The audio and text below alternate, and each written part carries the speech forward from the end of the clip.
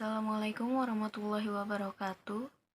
Nama saya Fatima Az-Zahra dari Fakultas Ilmu Kesehatan, Prodi Fisioterapi dengan NIM 21103011021.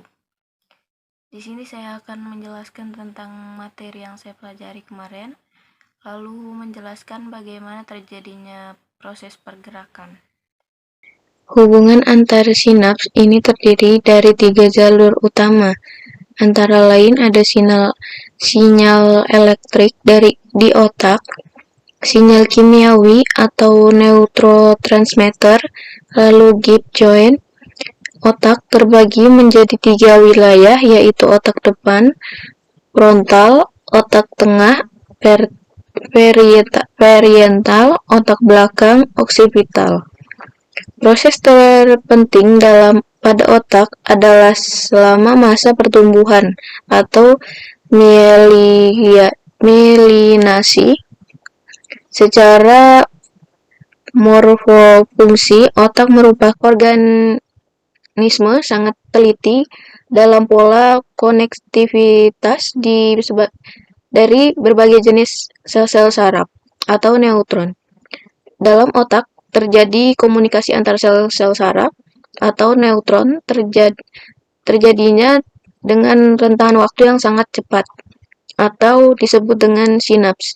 Tentang sinaps dan komunikasi antar sel dan aksi potensial representasi, sistem informasi, sistem visual, persip, gerak tubuh, memori atau daya ingat, pertumbuhan dan perkembangan fungsi otak dipengaruhi oleh genetik dan lingkungan. Sensorik otak. Sel neutron mengandung 4 koneksi, yaitu sel tubuh atau soma, dendrit, akson, dan akson terminal. Badan sel neutron atau soma adalah fungsi neutron. Di dalamnya terdapat inti sel atau nukleus sebagai tempat produksi protein. Nukleus ini berdiameter 3-18 mikrometer. Terpanjangnya sel neutron itu seperti cabang-cabang neuron disebut dendrit. Pada akson sistem saraf pusat atau SSP, ukuran soma sekitar 10-25 mikrometer. Lalu sel komunikan antara sesama sel berkomunikasi antar sesama melalui interaksi molekul pada permukaan. Neutron berkomunikasi antar sesamanya melalui interaksi molekul pada permukaannya.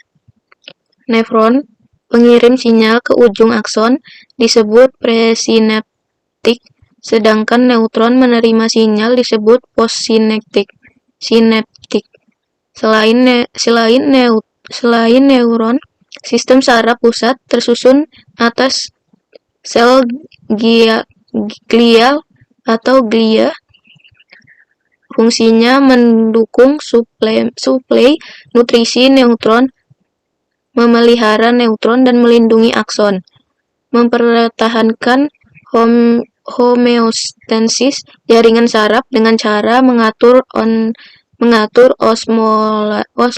osmolaritas cairan ekstraseluler di sekitar neutron, membentuk mielin, sel senyawa mengandung lemak yang melindungi akson, menghancurkan sel patogen, mengeliminasi neutron yang mati, berpartisipasi dalam transmisi sinyal dengan memberikan petunjuk pada akson langsung ke sel-sel target.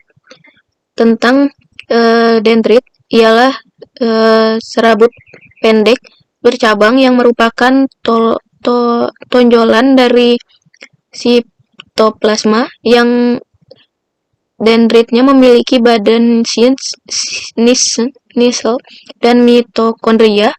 Fungsi dendrit adalah mengantar impuls ke badan sel.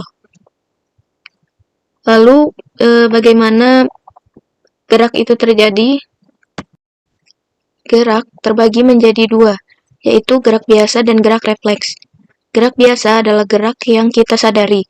Pada gerak biasa, impuls dari indera diterima oleh saraf sensorik dan langsung disampaikan ke otak. Kemudian otak mengelola impuls tersebut dengan memberikan respon. Selanjutnya, respon tersebut dibawa oleh saraf motorik menuju otot efektor.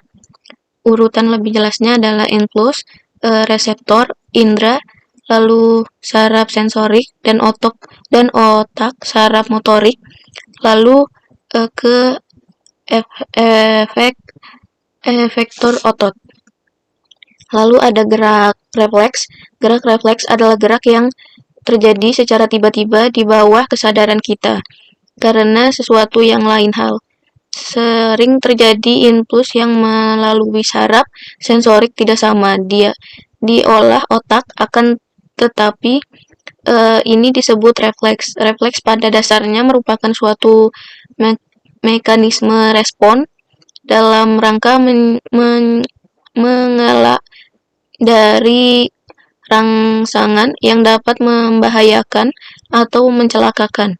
Respon yang terjadi pada gerak refleks berlangsung cepat dan tidak respon yang tidak disadari. Gerak refleks ini berpusat di sumsum tulang belakang.